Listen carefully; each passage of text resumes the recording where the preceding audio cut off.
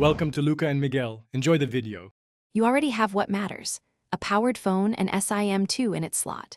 First, open Settings and go straight to SIM cards or mobile network. Don't stall. Once there, note the displayed number under SIM2 or SIM status.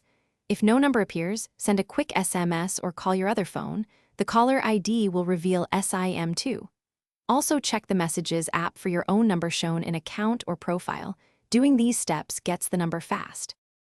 Now dive deeper depending on your device. On Android, go to About Phone, then Status or SIM status to read the number next to SIM2. Some models label it clearly.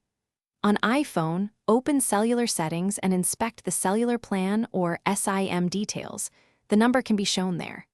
If system fields are blank, log into your carrier app or use a UST code provided by the carrier. You can also remove SIM2 and place it in a different phone to display the number directly.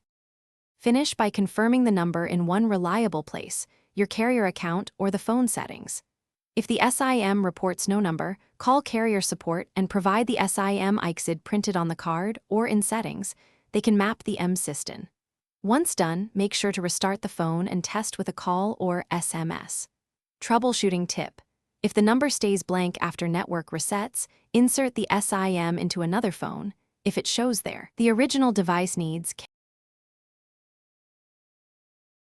Thanks for watching and please subscribe. It's the best investment you'll ever make.